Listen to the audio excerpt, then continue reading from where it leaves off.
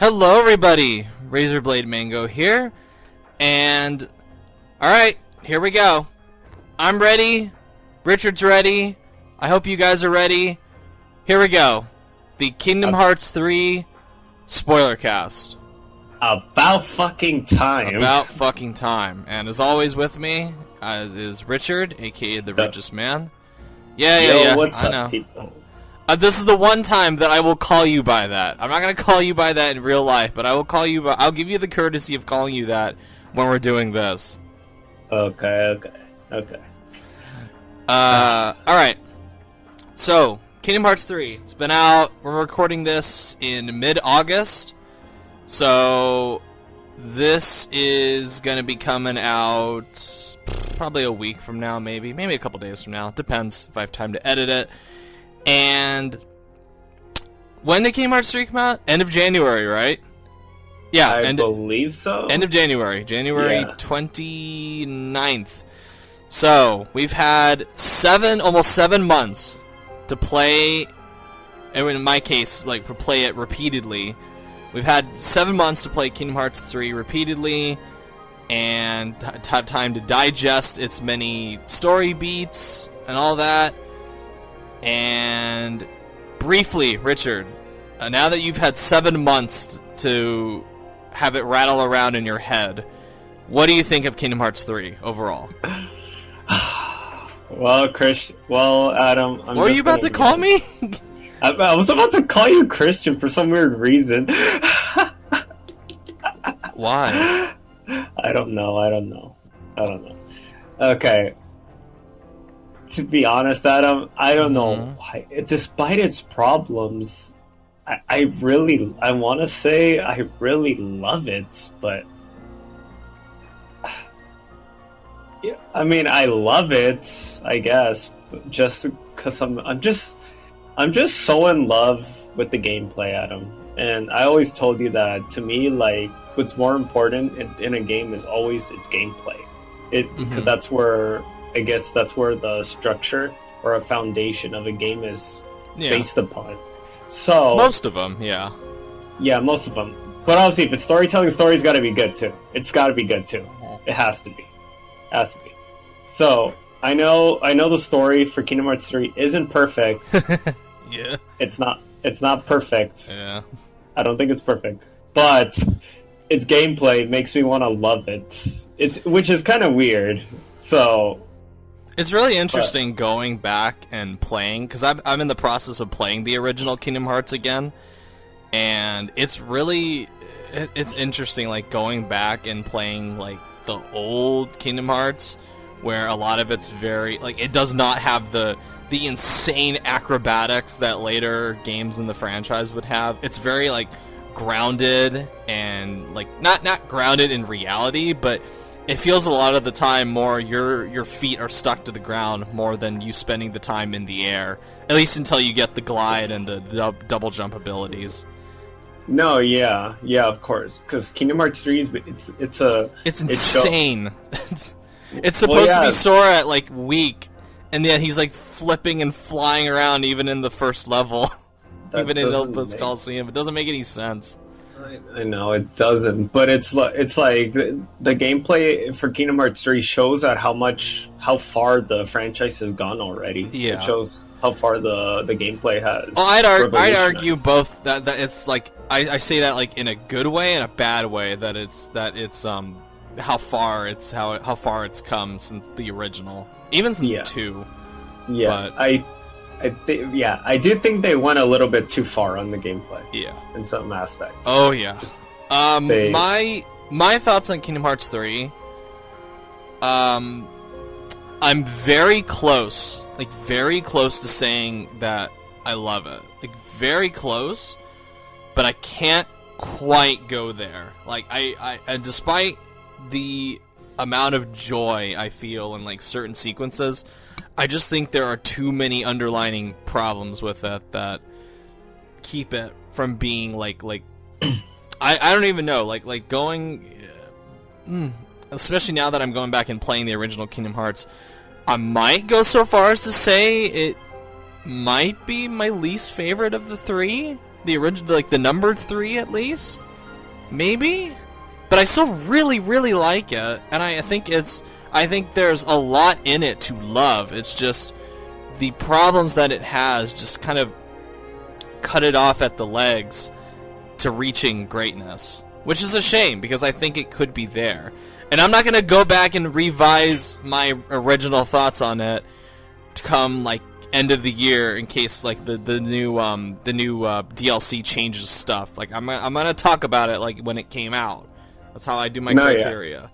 No, yeah, I wouldn't bother changing anything until. Like... I'm gonna talk about and we're gonna talk about Remind later on in the in this podcast. But no, yeah, I don't think any game review should be like redone or anything unless like a year or something has passed. I don't know.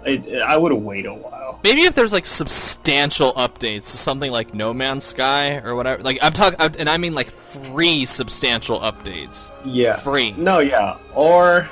If, let's say, 3 years later down the line, you played it again, and you want to talk about it again. Yeah. Which doesn't hurt. No. But still.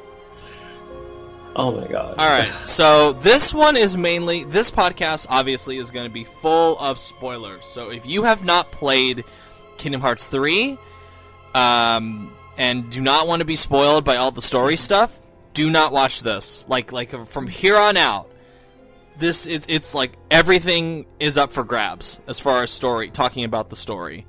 And I mean everything. We're going to be talking about everything. Everything that we could possibly do for Kingdom Hearts 3. We're going to talk about it. So, from here on out, this is like your one escape. Alright, 3, 2, 1. Alright, spoilers.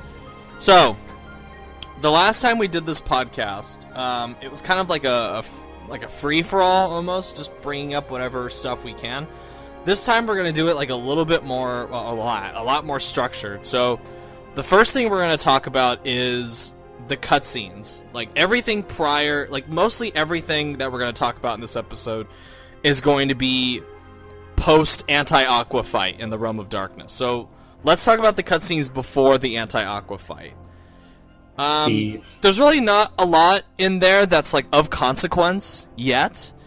However, probably the most like interesting one for me, and the like which exemplifies my problems with the storytelling, where it's a lot of like teasing for the future without anything satisfying, any satisfying payoff, is how everyone is in the Keyblade Graveyard, and you have Marluxia, Luxord, Larzine, and Demyx, and the four of them are talking, and they're kind of like snipping at each other, and then you have Xemnas come in, and Xemnas comes in, and he's like, alright, you four, you guys have a secret power, and we're gonna use it during the Keyblade Graveyard, the Keyblade War.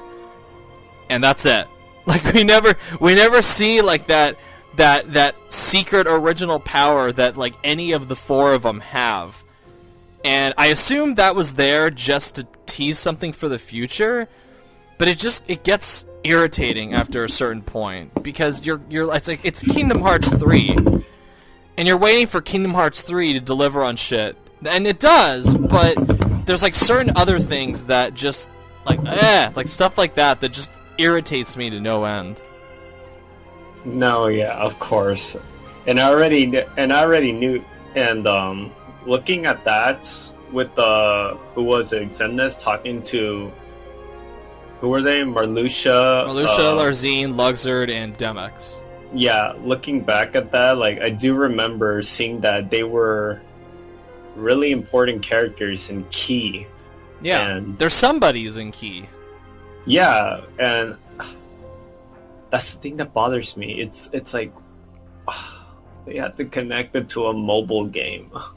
Well, they really did. That's a common problem with the story beats in Kingdom Hearts 3, is that a lot of like the hidden lore stuff, not even necessarily hidden, but a lot of it that's so vague, you have to go through a mobile game in order to understand it, which is frustrating for someone who doesn't care about mobile gaming, and even as someone who likes Key to a certain extent. I'm not going to be going through all like bajillion levels of Key to understand the story of Kingdom Hearts 3. When I spend $60, or in my case, like over $500 on Kingdom Hearts 3, I'm gonna want like, hey, what is going on with Kingdom Hearts 3? I don't care about this side game. Give me what I want in this. I don't want to have to go research to a mobile game. No, yeah, I agree. I definitely agree right there. Especially since Key, a lot of it's just filler. Yeah. Oh my gosh. And let's see, what other cutscenes are there that I can really... I guess like Pete and Maleficent, they're in it, but they're like so little, so have such a little role compared to what they could have been. Especially compared to like how Maleficent was in Kingdom Hearts 1. Kingdom Hearts 1, like, she is like one of the main villains, and she's creepy.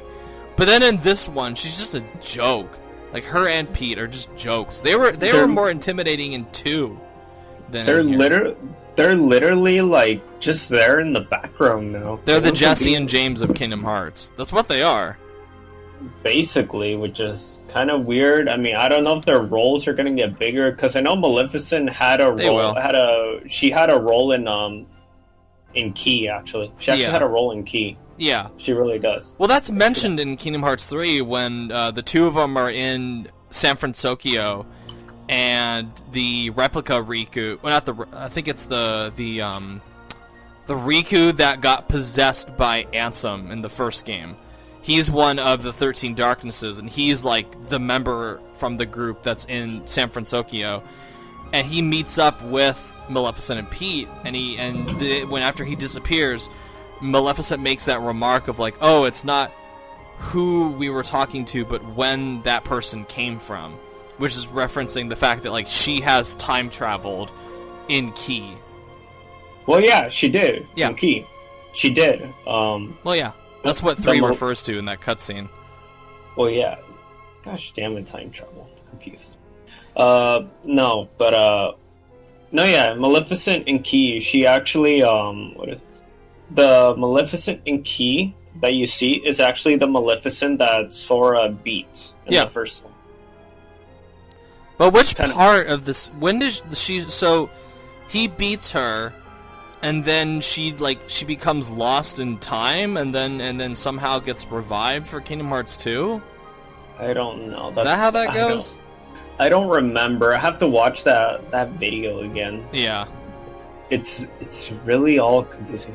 Thank God there's a summary video of it. Yeah. Hopefully there's another summary video with everything that's happening right now in Key. But the black box, that's like their main goal throughout Kingdom Hearts 3. Yeah, that was overhyped. Yeah, that was way overhyped. I was like wondering, they're gonna show it off, and then they didn't. They do. They show the black box, but you never see what's in it, which is frustrating. What is inside that fucking black box? I want to know. We're not gonna find out for another 10 years, and you know it. Sadly, no. By then, I don't even know how old Nomura is right now. I think he's in his late 40s, I think. Okay, he's still got a few more years. People in Japan tend to retire when they're like 70 or 80. Yeah, that's part of the culture over there. Yeah, which is kind of crazy. That's really all I can think of as far as Organization 13, like the cutscenes before the Anti Aqua fight. That's really all I can think of. No, yeah. Because a lot of it's like just exposition for the past games. You literally have like a cutscene where like Riku and Mickey are just standing there explaining the plots of the past games, and I'm like, guys, come on, like, couldn't you have done this more organically rather than just stand there and just regurgitate the past plot lines? It's bad. It's like bad writing for some of it. Oh yeah, definitely. So, Sora, after San Francisco, we finally get to, the big onslaught of stuff that we came here to see. So, Sora has he's in the gummy ship, and he's trying to find a way to get to Mickey and Riku, who have been lost in the realm of darkness and are stuck there. And he gets sent to Destiny Islands, which is the scene from the very first Kingdom Hearts 3 trailer from 2013, where Sora is walking on Destiny Islands, and he picks up Master Ericus's Keyblade. And Oh yeah. I'm shocked. Like I was shocked at that scene actually almost animation for animation makes it into the final game. I was very happy to see that. I honestly don't remember that, but the fact that it did, it's kind of weird. That's because I've watched that trailer. I watched that trailer so many times when it came out. It's practically burned into my memory. What's in it. Oh yeah, of course. It was part of the first trailer when they announced it. The very, very first Kingdom Hearts 3 trailer. So, which back then, we didn't know what the hell was going to happen, but it gave us a really interesting clue as to what was going to happen in Kingdom Hearts 3. Because normally, things that show off in early trailers for Kingdom Hearts games, they sometimes get cut. But I'm happy that was one of them that made it in. No, yeah, definitely. So Sora, he gets sent to the Realm of Darkness because he opens up the door through the secret place that's on Destiny Islands. And he goes there, and Aqua's fucked up. She's possessed, not by Ansem, but she's just possessed by darkness. You're too late. You're too late. And Aqua, she's basically given Mickey a bunch of shit. Where she's like, you abandoned me. Now I have nothing but despair, and I'm gonna show you what despair feels like. And I'm like, oh yeah. And then Sora comes in, and one of the most hype moments in the fucking game with Sora fighting Anti Aqua, which ever since they showed that off at the Tokyo Game Show before the game came out, that's one of the biggest moments that I was looking forward to. And I actually thought that was a placeholder for Riku fighting Aqua, but no, it really is Sora fighting Aqua in the realm of Anti Aqua in the realm of darkness, which I think despite them they recycle a lot of the animations and fight patterns from the Phantom Aqua fights in Point 2, it's still a great fight just because of the music that's playing, where you are, what the significance of that fight is. It's a great boss fight. One of the best in the game, in my opinion. I honestly don't remember all the boss fights, but I guess it was pretty challenging. No, it was not challenging. Really. Even on Proud, it's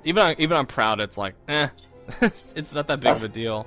That's the thing. Not all the bosses in this game were that challenging, which is Besides Dark Inferno, none of them are really all that. Maybe if you go in under level to Scala and fight the replica Xehanorts, that could be kind of tricky because you're under leveled. But that's really about it. That's really the only problem I had with the game. That was the best boss fight in the entire franchise. What? The replica fight? Yeah. What? Yeah. What? I hated that fight. That fight was stupid. You suck. Fuck you. That fight sucked. It's you go in there and you just fly around Scala and then you just fight these 13 figures that just cheap shot you. It's annoying. I'm not gonna lie, it was pretty challenging. I was stuck on it for a few hours, but overall I had fun every hour of it. That one Okay, no. I mean, I wasn't frustratingly hard. I was not like rage quitting or anything. I don't rage, by the way. I didn't rage quit. I have patience, but when I did lose, I'd be like, fuck. I'll rage quit if it's a stupid game, but I wasn't rage quitting during Kingdom Hearts 3. There's nothing in Kingdom Hearts 3 to rage quit. There's stuff to rage at, but there's nothing to rage quit. I know. Thankfully, there was a checkpoint in the boss battle. Yeah. So when you get to the sea, the underwater fight, at least you can start off from there. Yeah. Not go all the way back, because that would have sucked. That would have been OG Kingdom Hearts 1 all over again. Oh no. So, Aqua gets her ass kicked by Sora, which was cool. And then Aqua, in one of the moments that I've waited for years, finally escapes from the realm of darkness. And the moment when Aqua gets out, and they're all on Destiny Islands, and all of them that like she's like, oh, when did the Destiny Islands fall to darkness? And that moment where Riku is like you're in the realm of light, and she just starts like crying with joy because she finally escaped the darkness.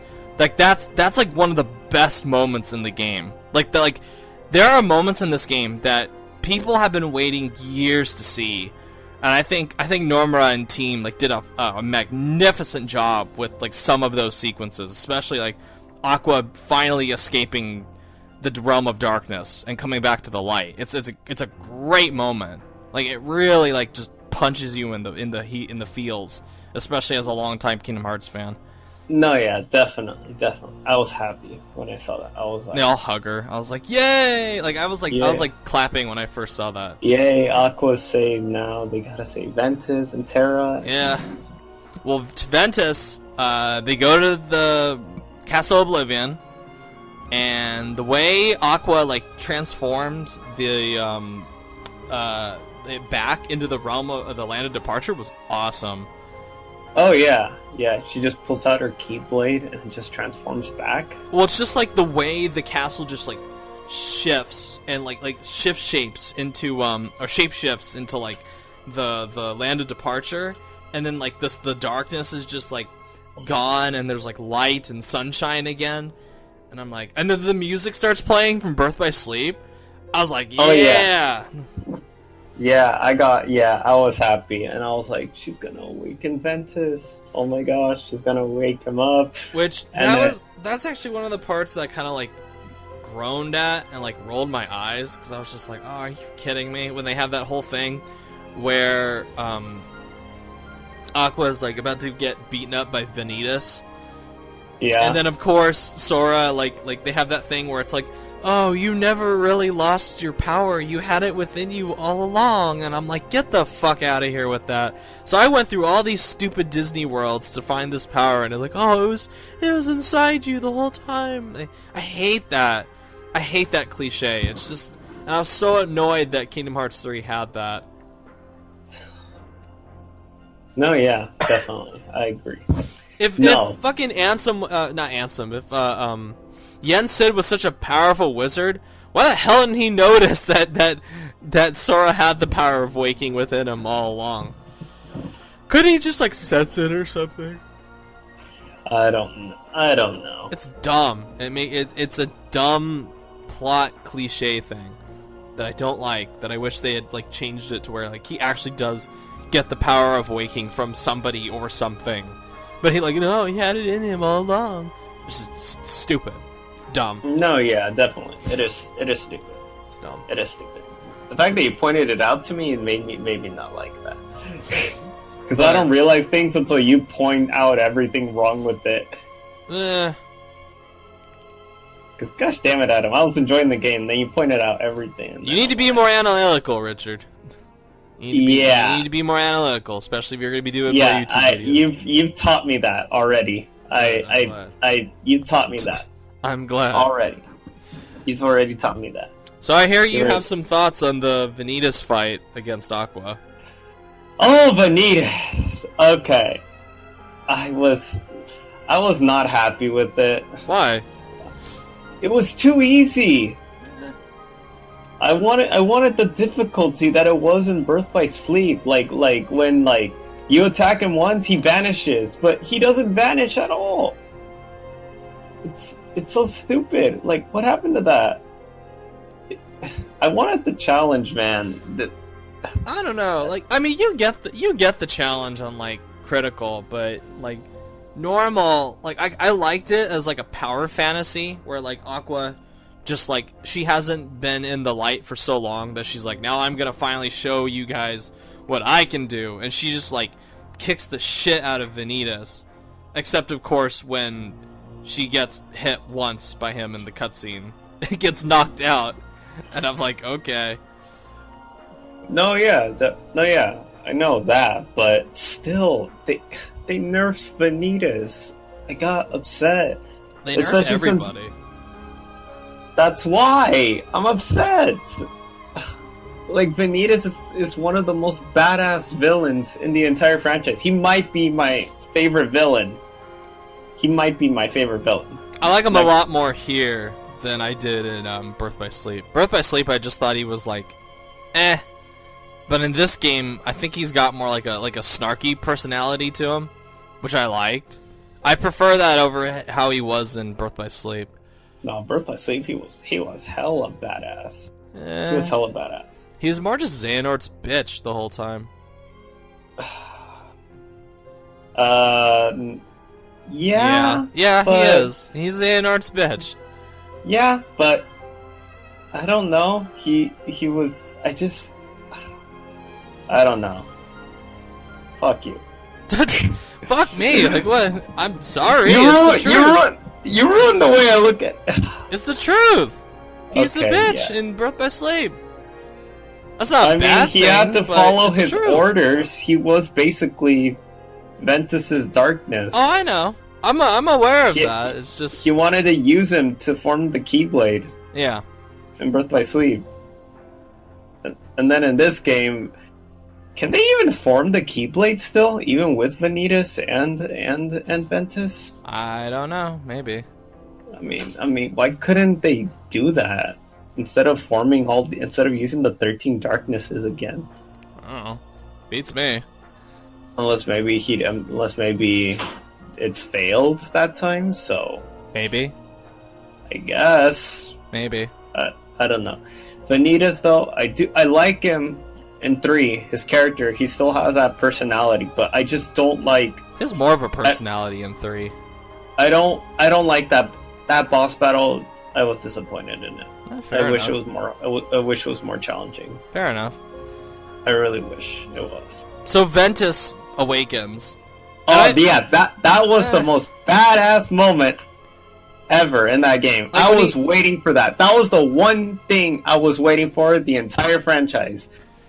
When I saw that, I was like, yeah, Ventus!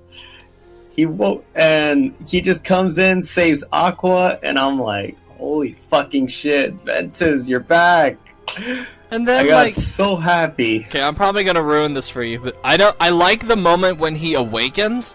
I don't like what happens after it. Like, I think it's underwhelming. What? When Aqua and Ventus, reunite.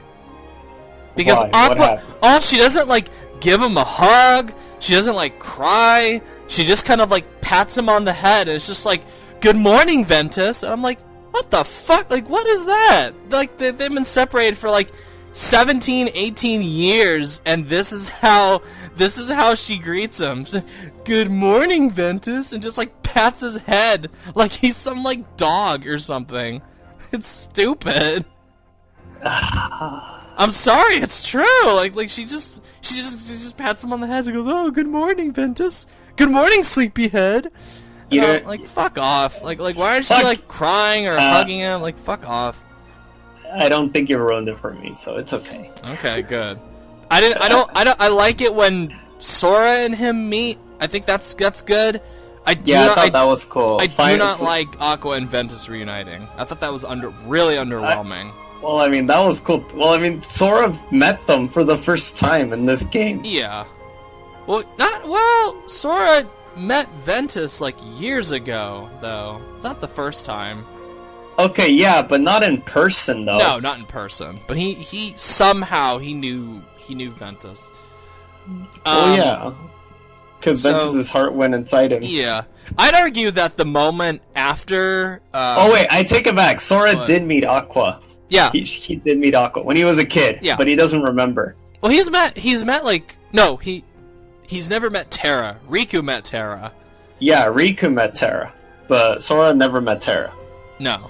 So I'd argue, actually, that there is a more satisfying conversation between Ventus and Aqua after the moment they reunite, when they're at Yensid's tower, when they're on the staircase outside, and they pull out their wayfinders, and they talk about, trying to find, what's going to happen when they find Terra, and they just talk about, they pull out the wayfinders, and they look up in the sky, and I think that's a really good moment. It's just, I just don't like it when they initially meet again. But I'm not like super big on the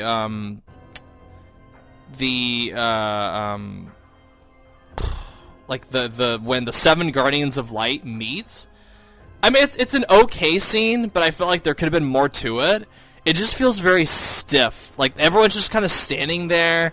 There's no real, like, camaraderie between all of them. It's just kind of like, they're, like, just standing there and talking to Yen Sid. I feel like that could have been a better moment.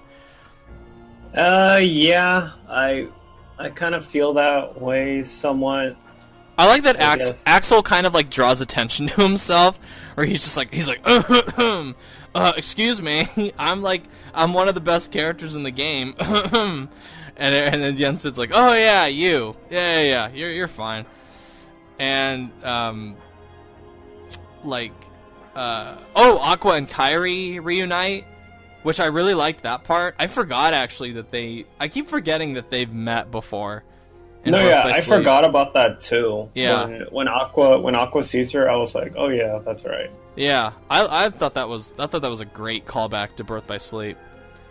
It's little things like that I think make Kingdom Hearts 3 fun, like for fans of the series, because it is a game like full of fan service, and a lot of that, like, I think it's good fan service. I don't think fan service is necessarily a bad thing for something when it's like people have been waiting for this long. But it's little bits like that, as long as it's satisfying fan service, which is what I really like about it. Yeah. One of the cutscenes I was hoping would get a little bit more to it is the moment where Sora and Kairi share the Palpo fruit. It's a sweet moment. It's something that everyone's been wanting to see for a long time, them sharing the Palpo fruit. But I felt like it could have gone on longer. Wait, they shared the Palpo fruit before the fight? Yeah, when they're sitting on the tree trunk, or the tree that all 3 of them hung out on in Destiny Islands back in Kingdom Hearts 1, and they're sitting there, and Riku's talking to like the replica Riku inside his own head, and then Sora and Kairi are sitting there on the tree, and Kairi grabs like 2 of the Palpo fruit, she gives one to Sora, and she's like, "Hey, let's share this because I want to be a part of your life forever." Which is like, in Kingdom Hearts terms, that's basically like, that's as close as we're gonna get to like Kairi giving Sora like the fuck me eyes, basically. Because pretty much what she gives him, like bedroom eyes almost. Not like in a disgusting way, but it's like a romantic, sweet way. It's not like Lion King, where Nala like Nala's on the ground and like gives Sora like the fuck me now, fuck me hard eyes in the original Lion King. It's not like that, but it's like the moment where where it's like, okay, they're gonna get together at some point during this. I honestly didn't know that those were fuck me eyes from Nala in Lion King when I was a kid. How do you not know that? Like, that's like one of the most famous parts of the Lion King. I didn't know what sex was when I was a kid until like I was in 3rd grade. Yeah, but you've seen the Lion King after 3rd grade. I've seen it before 3rd grade. You've never seen the Lion King in like after 3rd grade?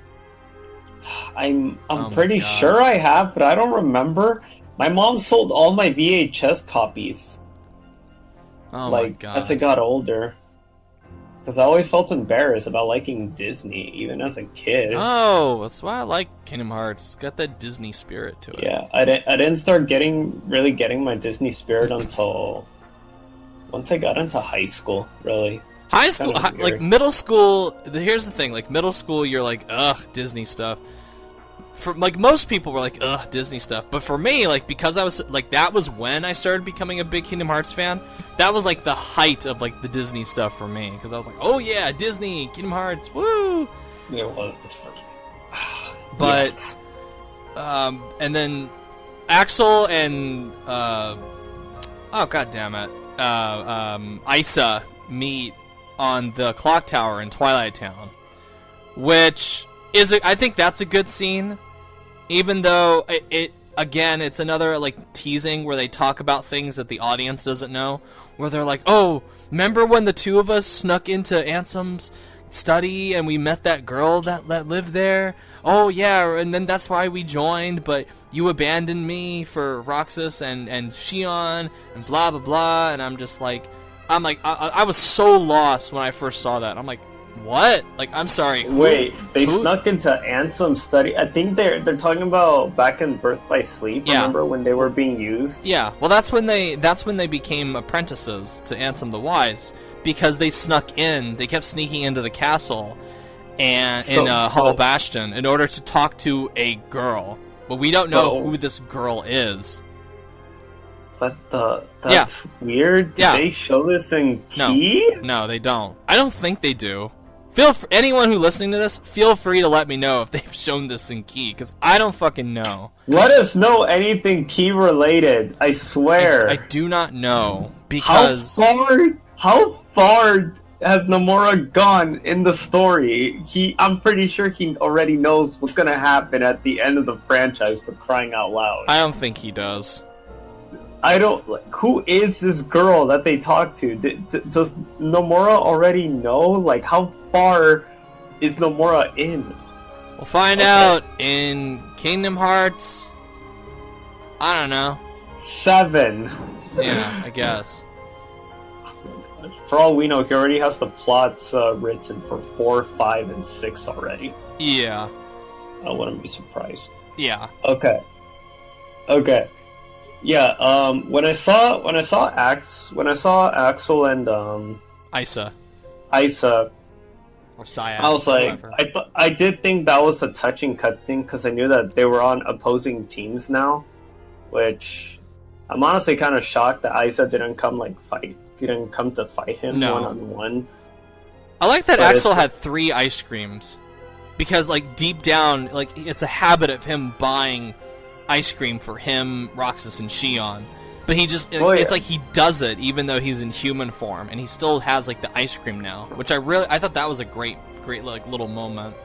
No, yeah, but like when I saw Isa come, I was like, I knew that they were on the opposing teams, but it's like they still showed each other that they still cared. But it's like, I mean, but if you guys care, but then how come one doesn't go for the other?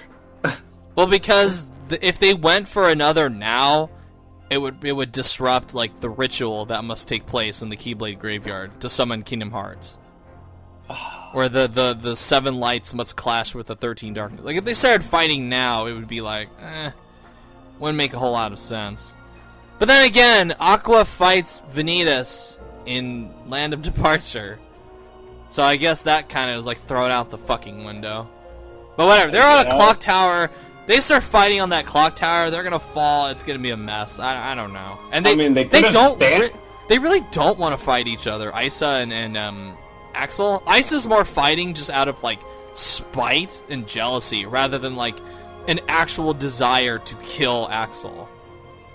Yeah, that's the thing. He's jealous that Axel is best friends with Roxas and Shion, but because he didn't abandon him. He just didn't want to be part of whatever the organization was doing. Well, anymore. no,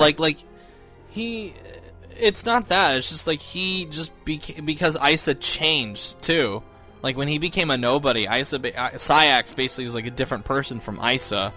He's a lot like colder than Isa from what we see in Birth by Sleep when they're kids, and then you go to like Kingdom Hearts 2. Where Sayax is just like making Sora beg to see Kairi, and then he just goes, "Oh yeah, I'm still not gonna let you see her." No, yeah. Fuck you, asshole, and then just like walks away. Oh my gosh, fucking Isa. And then we move to the Keyblade Graveyard, which. This was part of the game that I was a little about. I'm still a little about, because that's the weird part. Everyone died first. Well, they don't even put up a fight all that much. Like I don't mind that they die first. I mind that they didn't, like, I mind that they didn't, like, make a grand effort to stop. Like, Aqua just stands there and just is like, oh, it's all over, and then she gets killed, and then Axel and Kairi just get wiped out. Probably the one that puts in, like, the ones that put in the most effort are probably, like, Sora and Donald, who uses, like, all of his magic to protect them. And he dies, Goofy dies, Mickey dies, Riku, like, does that badass move in the trailer when he's, like, blocking the Heartless. And, like, that was the stuff that they showed in that, like, last trailer that I told you not to watch, where they were all, like, getting taken out, and Riku's, like, stopping the Heartless, and it looks like he's about to, like, fall, and, like, Sora's like, ah, where he screams and, like, goes on the ground. When I saw that, I was like, oh my god, some, like, heavy shit is gonna happen. But no, nothing like that happens. Like, it all just kind of gets, like, wiped away. It's like, oh, it's fine. It's okay. How did they all die? How did they all die again? I forgot. Most of them just get taken out. Ventus gets taken out by Terranort. Aqua gets taken out by the Demon Tide. Mostly everyone just gets taken out by the Demon Tide. Sora gets taken out by the Demon Tide. Riku gets taken out by the Demon Tide. Donald uses, like, the last of his magic to protect the group and then dies. Goofy then dies. And they all just get killed by the Demon Tide. And then after that, there's that huge time travel thing that just happened. Well, first of all, he goes to the final world, which we've seen before, which they show at the very beginning of the game.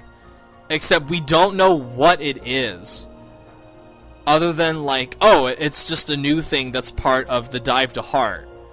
Which we find out also that the Dive to Heart is basically the world between life and death, which is a part of the final world as well. And people that repeatedly go to the Dive to Heart and the final world, like, lose themselves and are at greater risk of, like, completely losing, like, themselves forever without coming back.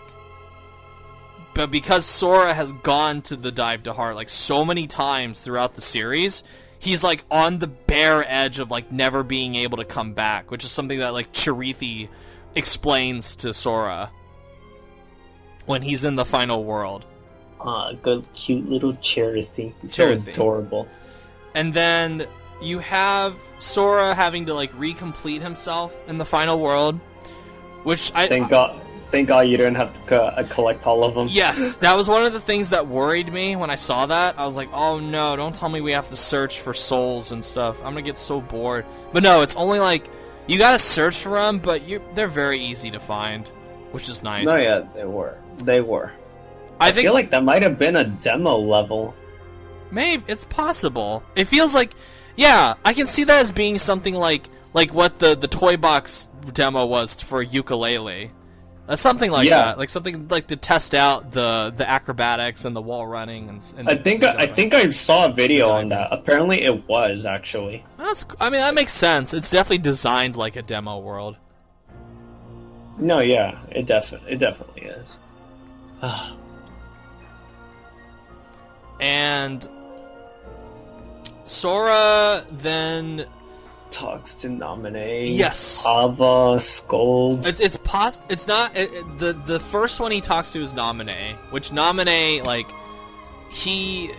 and then the Naminé goes and actually, like, gets in contact with Lingering Will to come, but that comes later. Like, she goes and gets in contact with Terra, and then he still tells her, like, look, I'm going to thank you one of these days, which he doesn't, but we'll get to that later. And then there's the other star, which we don't know if that is. I don't know who that is. Like, they don't tell you, which is annoying. And they even they even whisper, like, oh, you know, like, I'm waiting here for somebody to come back and reunite with me because I care about them deeply. But who? But who? We don't know. That's the weird part. Who is Ava? Who's Scold? Skull is one of the foretellers in, like, not the original foretellers, but one of the foretellers in, I think, X or Key or whatever, like Unchained or whatever one of the versions of Key is. Okay, so it's not one of the original foretellers. No, it's not Ava or Sven or whoever. I don't care. Elmo, Bernie, I don't give a fuck. Ernie, Bert, I don't give a fuck who they are. But Scald is, she's in the same union as, what the fuck is that kid's name? Ephemer. She's in the same union as Ephemer. the Dandelions. Yes. She's one of them. I don't know if she's a foreteller, but she's one of the members in Ephemer's union. She's not. It's unknown which union she is. No, it's not unknown. She's with the same union as Ephemer. Okay. And there's like, I've heard theories that like the star that Sora talks to is either like Ava or Scald or maybe even like someone else. I don't know. It might be a character we don't even. But it's like, it seems like he knows who. When the star like whispers into his ear, like to keep it a secret, like who she's waiting for. Like it's like the way Sora's face reacts. It's almost like he knows who it is, kind of. But again, we don't know, and we never find out because she goes, "Oh, it's our little secret," and Sora's like, "Oh, okay." I'm like, what the fuck? Okay. Oh my gosh. Yeah. I mean, if it is Ava... I don't know. Where is Ava, though? That's the thing, we don't know. And I remember seeing a post on our Facebook group page. Someone posted a photo of the way Naminé sits down similarly like Ava. So I mean, anything can happen in like Nomura's wacky world. So it's entirely possible that I really doubt it. I really doubt it. I doubt it too. But a lot of fan theories tend to be false. Yeah, proven false. They really do. Yeah, but and I think you can actually miss like Sora talking to Naminé and the other stuff. Yes, I actually did miss that. I actually did miss it. Which is a baffling decision because it's like there's like key secret key secret teases like in those cutscenes, and you can entirely miss them. And I'm like, what the fuck? I got upset about that. And when I went back to the final world to see if I can talk to them, I couldn't. So I had to I had to look it up on YouTube. Especially like when Naminé refers to like Terra, it's like, wouldn't you want that to be like a mandatory cutscene for people to see? Because that makes more sense where Lingering Will comes from, rather than him just like coming back out of nowhere.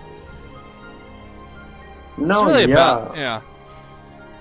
And then, and then Sora leaves, and then he goes on like the where he fights like the Reaper looking thing in all those worlds to reclaim people's hearts, because he uses the power. The power of waking is to awaken worlds.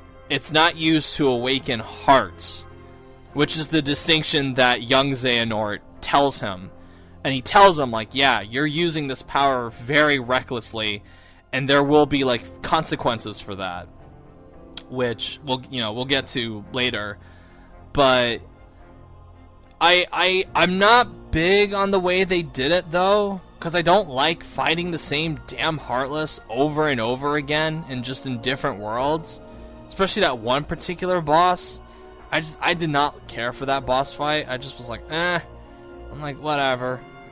But I guess it's all worth it to finally see. And I like that Jiminy is the only one that's still with Sora when he's going around like reawakening people like Riku, Mickey, Donald, Goofy, like all the hearts. Like Jiminy's with them, which I think is fun. I like that a lot. Oh yeah, that's fine. Good old Jiminy. He's there till the very end. He was there at the beginning. He's there at the end. He's the Sora's conscious. No, he's Pinocchio's conscience. He's not. Sora's got his own conscience. He doesn't need some stupid cricket for it to be his conscience. I mean, he could. No. Nuh-uh. No. Gosh damn, I love fucking Jiminy. I love Jiminy Cricket. I like him in Pinocchio. I'm not sure about Kingdom Hearts, though. I like him in everything. He writes too much in that journal. There's too much to look at in that journal of his. There's way too much. Do you even look at the journal stuff I do, and, all the and all the vocabulary stuff? I do, because my OCD ass cannot fucking stand seeing, like, the exclamation marks whenever I go to, like, the pause menu. I can't stand, like, looking at those the whole game, so I have to go in and, like, read everything. I have to know everything. I look at them every once in a while, because it's like... I look at them at the end of every world. I don't. I do. I just keep playing. I can't stand, like, just seeing it. Like, oh, you have a new thing in the customized. You have a new thing in Jiminy's journal, and I'm just like, ah. I'm just too busy enjoying the game. I mean, I'm enjoying the game, but I like to go and, like, read the stuff that's in the game, which is cool. Adam, it's weird. Regarding Ava, I want to know everything that's happening in Key, but it's like, I don't want to play that stupid mobile game. I don't want to go through filler. I know. None of us do. I'm glad that you can skip a lot of the missions, but even some of the missions with cutscenes in them, it's like you don't even know if it has important stuff in it now. And yeah, I'm like, that's part of the problem, because I'm just not interested, and I could, like, very easily miss out on stuff because I just don't care. I simply just don't care. I just want that. I just want it to end. I want Key to end already, but yeah, it's never going to. You know, it's never going to. They make too much money. There has to be an ending. No, they make way too much money from that mobile game. They're gonna keep writing that shit for a long ass time. Is this Disney's doing or Spoilercast? No, I think it's both. It's a little bit of both. Did Nomura wanted to do this? Probably. Japan has a big mobile game market because of, like, the amount of public transportation that's over there. So, like, they love their portable gaming, so that makes sense doing that. I mean, but it's not that big here. No, it's still big here. It's got a big community. Well, it does, but still. But at least if they can hold like a Dandelion convention, then I think the community is pretty big. Which they've done, and I know people that have gone to it. I just really, really, really... Like, I mean, does Nomura not think about the people that don't even play it, though? That's what I No, doesn't matter. Makes a lot of money. Doesn't matter. He doesn't matter. He could make a whole game out of it. It doesn't matter. I don't know if I want... a whole actually game on Key, but no filler. No microtransactions, no filler, an actual, like, Kingdom Hearts style, like a real Kingdom Hearts game, not a mobile game, but like a real Kingdom Hearts game with. You still create your character though. No, I don't want that. You actually want an actual character? I want a voiced character that, like, actually matters. I don't want it to feel like the stupid Comrade spin-off of Final Fantasy 15. I don't want it to be like that. I don't want it to feel like an Ubisoft game. I want a character that actually speaks. Okay, makes sense. I want a character with a personality, which is why I like Sora so much. Because he's got a personality. He's somebody that I actually root for. Unlike anyone in Key. Because Key is basically supposed to be about the other Keyblade wielders. Yeah. Which technically, at the end of the day, our character isn't going to matter because we know that he's going to die. Yeah, basically. Which is part of the problem with Key. On a storytelling level. Yeah, and then after the Keyblade War ends, apparently Ephema comes back and, like, you get saved, and I'm like, what the? Are you talking about 3 or Key? Key. Oh, okay. Because that's actually my next one of my next points with 3. So I guess, like, as much as I don't like the Reaper boss fight, whatever. I guess it's all worth it to have that moment where Sora and Kairi, like, finally fucking get together. Like, finally? After 13 fucking years, they finally get together? Where, that's a sweet moment. Like, and the reason, like, Sora is still alive is because she, like, I guess, like, she still is a Princess of Heart? From what I understand? So she has that power, like, she has that strong connection with Sora, and that might be also related to the Papo Fruit, where their hearts are binded. So she just, like, believed that he wouldn't go away, and he didn't die. So then she saves him and brings him back. Like, she's the one that, like, takes his hand, literally, and, like, pulls him back up to the real world, to the light. And I love that moment when, like, they're together and, like, they hold hands, and Sora just, like, looks at her and says, like, I feel strong with you, Kairi. And she just, like, turns away and just, like, blushes completely, and I'm like, that is such a great moment. And, like, when they're holding hands, like Sora finally, like, it finally fucking, like, clicks in his head. It's like, oh my god, like, this is the girl that I want to be with. And I'm like, thank you, like, finally, fucking thank you. And they don't kiss. No, they don't kiss. I don't care. Does anyone in these games kiss though? Like, even in the Disney worlds, do they? No, but I do remember in do they? In Recoded, Mickey and Minnie have their noses. That's an Eskimo kiss. I'm talking about, like, a real kiss. Not an Eskimo kiss. They hold hands and they stare at each other lovingly. That's really about it for Sora and Riku. I'm sorry. Sora and Kairi.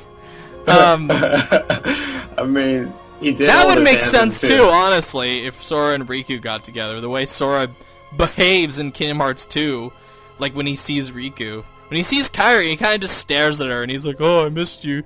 When he sees Riku, he, like, falls to his knees and starts crying. I laugh at that all the time. I find it funny, like, outside the context of, like, watching it in the moment. But in the moment, it's, like, it's a very, like, touching scene. Because you gotta remember, like, they've been separated for years. Like, that's what I wanted to see. Like, the way Sora reacts when he sees Riku again at the end of Kingdom Hearts 2, that's what I wanted to see between Ventus and Aqua when they reunite. Like, that. No, yeah. Like, that level of raw emotion, but that doesn't happen, which is frustrating. No, yeah. So then Kairi, like, pulls Sora out, and, like he stares at her, and, like the love in his eyes, like, I just was like, oh my god, like, that's just perfect. It's beautiful. So, Sora is rescued by Kairi. They come back, and it's basically, like, time resets itself, which is weird. I don't, and it's not made clear if they know that time has been reset, or if it's just Sora that knows it.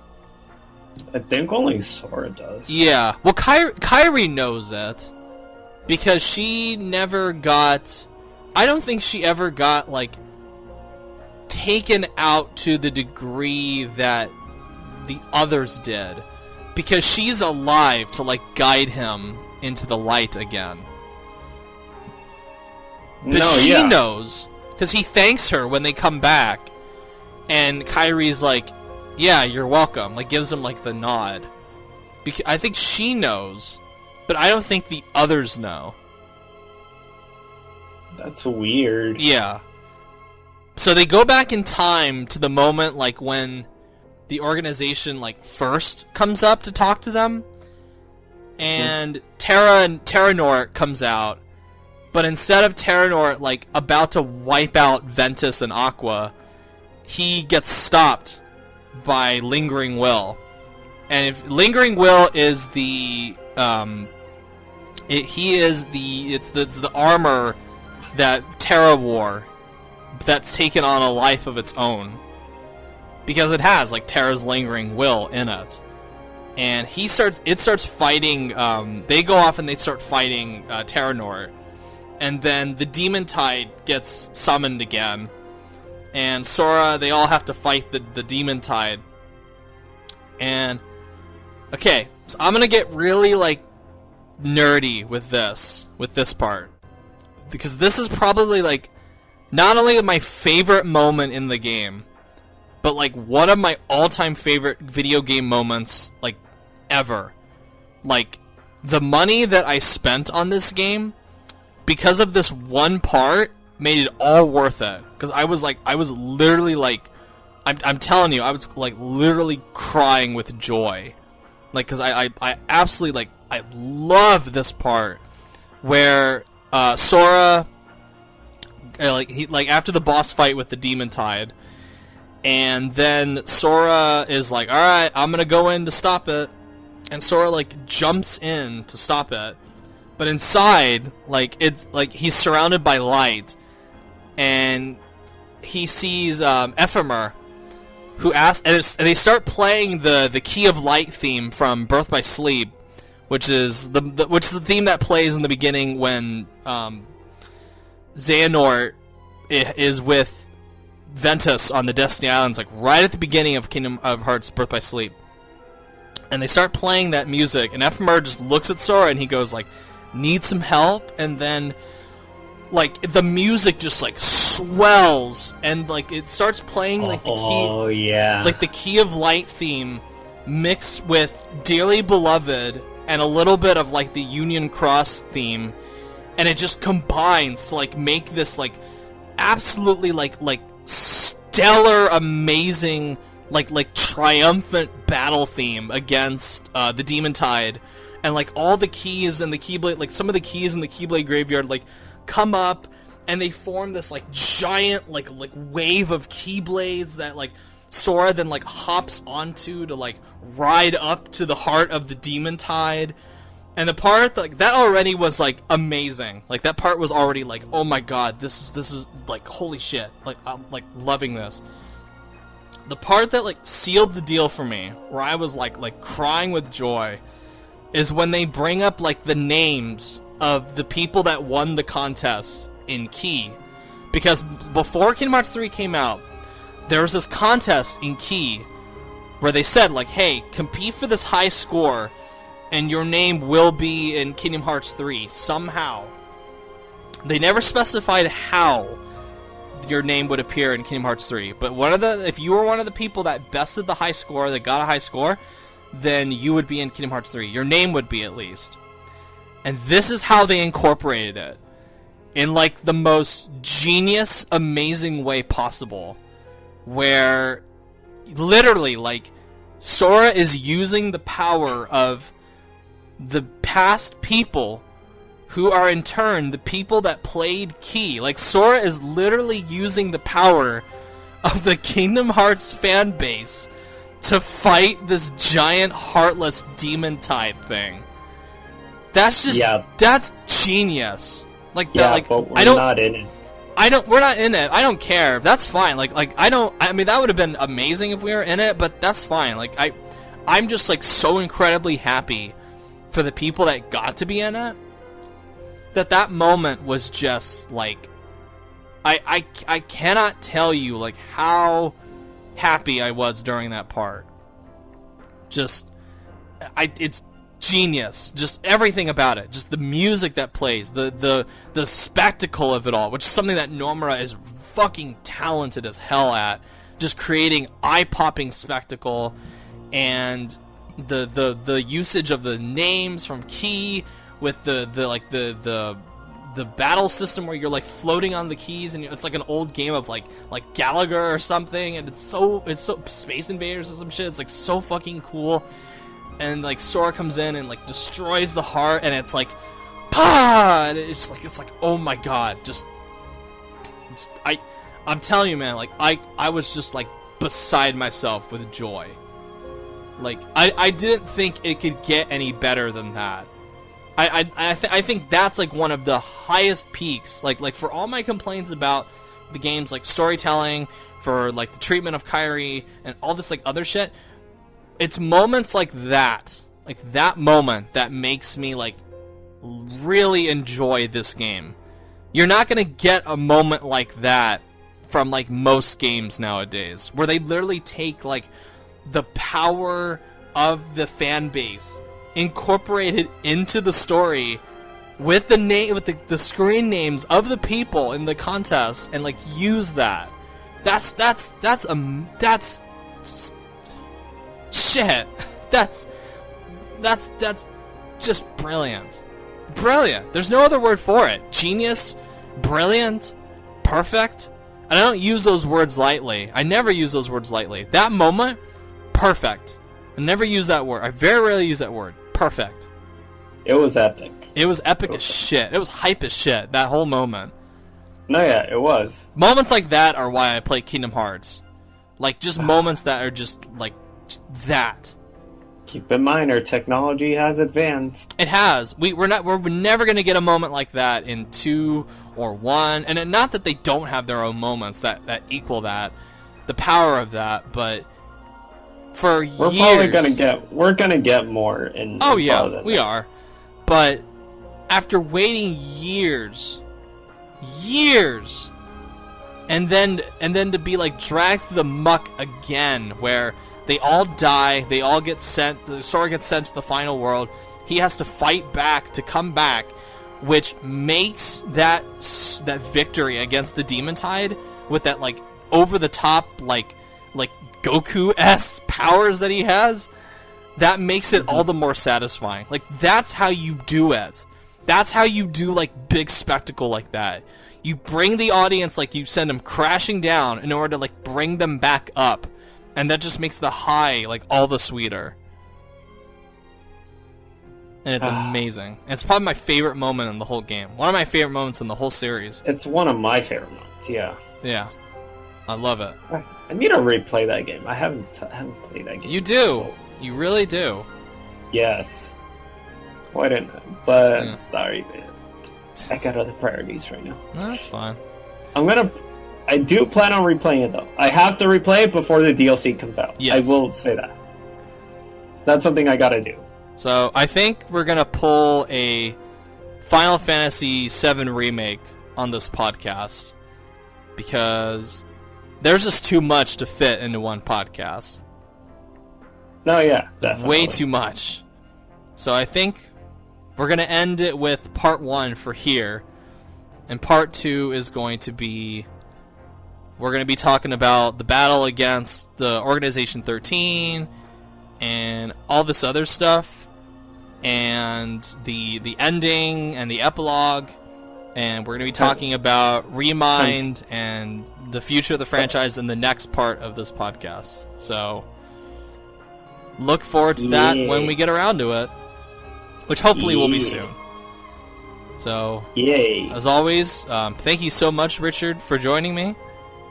With pleasure, as always. And make sure to check out Richard's channel, which he recently uploaded a video review of the Great Ace Attorney, and he's got a... Yes. Crash Team Racing Nitro Fueled review is coming up next. Yep. I had to redo the entire script. Damn. Because yeah, I was not satisfied with it. Okay. I care about quality more, so don't expect me to upload frequently like Adam does, but I care about quality in my I don't upload that frequently. Really? Not really. Okay, like, actually. Once every 2 weeks, maybe now? Okay, Maybe? yeah, that is... Okay, yeah, that's true. But still. Yeah. I care about quality in my video. No, that's good. Still. It's good. Crash Team Racing Nitro Fueled review is coming up next Okay. as well. Cool. On that. Alrighty, and as always, I am Razorblade Mango. Thank you so much And for I'm watching. The richest man. He's the richest man. And we'll see you guys for the second part of this podcast. Bye.